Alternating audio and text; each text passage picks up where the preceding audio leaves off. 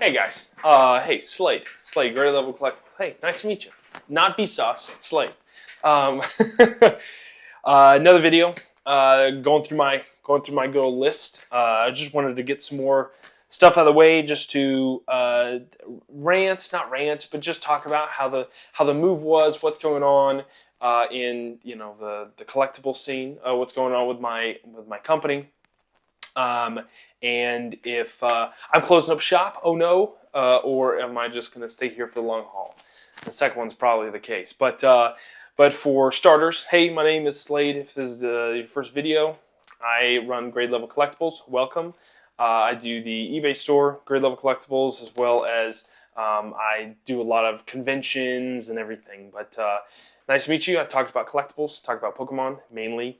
I do sell some other stuff like Smeeskies. Those are fun. I've never really talked about it in a video what those are, but they're really cool. Little vinyl figures, glow-in-the-dark vinyl figures. But anyway, welcome. I am today going to talk more about what's going on, like me moving here, me having a new room set up, and what's for the future of what I want to get into, in the sense of what videos to make next. So first of all, the move went really well. I'm here now, away from the previous address. Nothing was wrong with my previous home or anything. It just was time to move to a bigger space, because that space was small.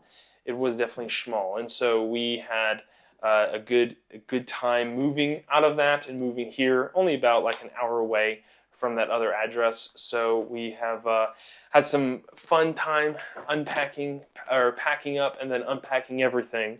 And thankfully everything made it here in one piece, because I was a little concerned about all my collectibles. I was making sure, like, okay, this is staying with me. I'm moving this to myself. And we didn't get a moving company at all. We don't have a lot of stuff, actually. We have a lot of, like, Pokemon stuff, but like a card can get in a box and you can have a bajillion cards there. I don't have like a ton of inventory.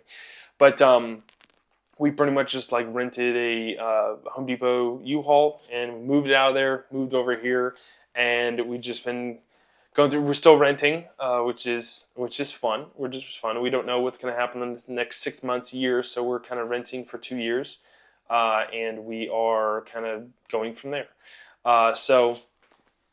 But we've settled here, and we've liked the area. It's really great. It's really awesome, and just all the new house type of settling in. We are settling into a place that we went from a place about 500 square feet to a place of 2,000 square feet. So we are definitely, we don't have a lot of stuff to spread out to everywhere we need to. So I've set up, thankfully I have a recording studio / office like this.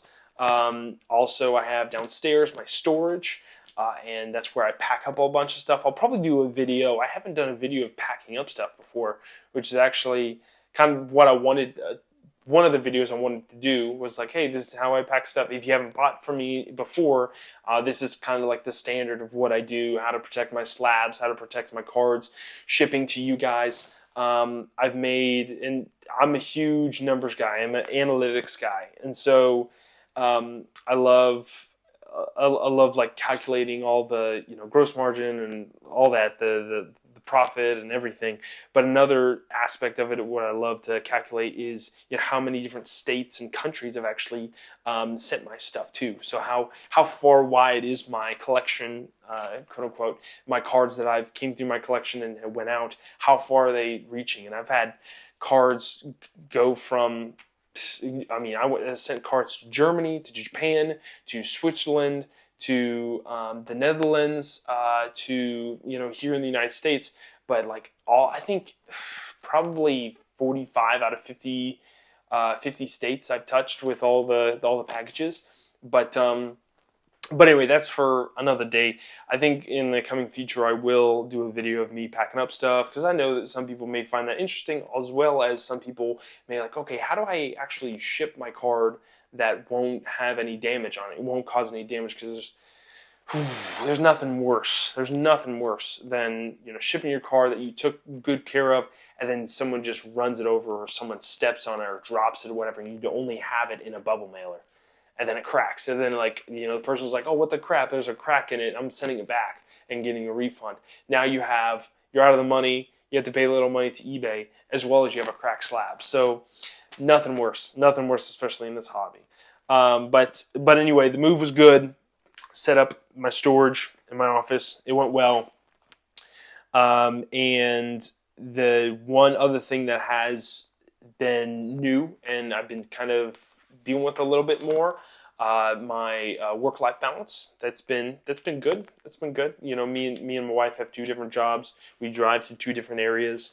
But me having this is kind of like the first like 9 to 5 type of job I've had outside of maybe a couple years, because I'm in the military, so I've done like active duty and everything. I've done that for a year and a half. That's when I was in that hotel room. It was a fun time there. But that was about 15 months, 16 months, and I was there, and I was doing a regular 9 to 5 job, and it really wasn't. It was actually more a 24-hour job, 24 hours job. But this is like my first real like 9 to 5 type of job, and so it's been a different change, change in pace, change in priorities. But yeah, it's also been a stress reliever as well. A stress reliever from actually Pokemon. Go figure. Some people think the opposite. But when there's so many changing factors, like the last video I talked about the market and going to conventions, like, oh man, I'm gonna get my especially if you're a business, am I going to break even with this? I'm gonna make any money on this? All that kind of stuff. It can get really, really anxiety ridden, and like, oh man, how am I going to move all this? How am I going to do this? What should I do? All that kind of stuff, where I can go to my 9 to 5 job, just chill out, I have my tasks, I do my tasks, and I'm done.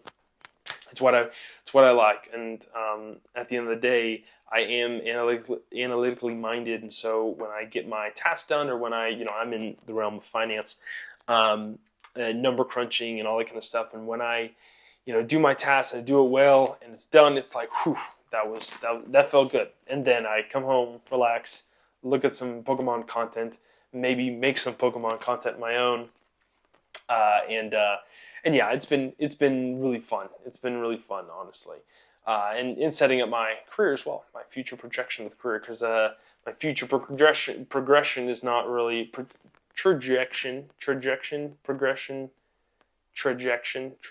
There you go. My English is hard, but it's with my civilian job and everything. Where I'm gonna go. Pokemon. Who knows? Who knows where Pokemon's going to go in the next 10 years? It's not really the safest, lowest risk, career-wise. So I wanted to set myself up, for the future, and continue doing that. So, but with that, I do have a little bit of limitations of how much time I can spend making videos. So that's another thing. I've never wanted to make this a full-time thing, so I just want to make videos that I can communicate to the people that I've talked to in the past, and I want to make videos to educate the masses, obviously, and some part of me educating those that don't know much about Japanese collectibles, or the Munch, the Munch release, or the future releases. I want to be a source of knowledge as well as a source of entertainment, obviously, but I also want to, stay in contact, and the connections that I've made, as well as friendships through Pokemon. This is a means that I can do that, and I love video production and editing and all that kind of stuff. So it's been really fun. It's been really fun messing with this, and doing my whole. I watched a lot of videos about how to, perfect like a background that's interesting to look at, instead of just what I had from before. So with that, I think, let's see, what other notes I got. More videos about history of Pokemon, work-life balance. Yeah, I guess the last thing, very professional, I know. The last thing, I will in the future do another video like the, like the Master Scroll video that I did. That was a big project, doing the Master Scroll and putting together all the parts and writing out the script and having all that together. That was really fun doing that. And I'll think in the future it'll be more kind of more manageable videos. Maybe like, oh, what am I buying? Oh, what am I, here, this is how I ship things. Oh, this is, this is what I've been doing. Maybe a catching up type of video. Just more digestible videos than like a long rant video or a long catching up video like this one. That not a lot of people may be interested in. Some people just want their quick whip, quick, 5-minute, 8-minute video of like, okay, what should I buy? Okay, what should I sell? Okay, what should I, whatever. Where I'm more in depth. I'm more, hey, this is, I just want an excuse to show this off again. But hey, this is I got this commissioned, and I got this commissioned by Diddy Moons, and because I bought one of her cards, and it's beautiful, and I love it, and it's cool, and this is a source of myself. I mean, this is just so cool. I just want to hold it real quick. It's just a outsource of myself to really share and to share history and to share knowledge and information about some of the awesome collectibles that I own, thankfully, and I was able and lucky enough to get, because this I actually reached out to Diddy Moons, and I was in the market of buying one of her cards, which is the Lily-chan Pikachu from the Art Academy contest, and I was lucky enough to buy it from her because I wanted to buy it from her because I didn't want to spend. It would be the exact same amount of money, but I didn't want to give that money to a flipper or whatever. I wanted to give it specifically to the artist, and so because of that, I got it. I got this. I didn't even know, but I got this little commission. So super cool. She did it for free. Obviously, I had to buy the card, but it was a really cool interaction. And at the end of the day, that's kind of what these collectibles are all about. It's all about the friendships you make along the way, the people that you talk to and that you have a history with and everything. What that interactions. That's at the end of the day, that's what it's all about. But yeah, I'll be going through some stuff in the future, yeah, I can't wait. Thanks for watching, guys. Watching again. I can't wait to do more with this stuff, and with this. I want to share the things that I have, and I want to share the knowledge and information. So, ranting aside, or just blabbering aside, I'll talk to you guys in the next one. See you later.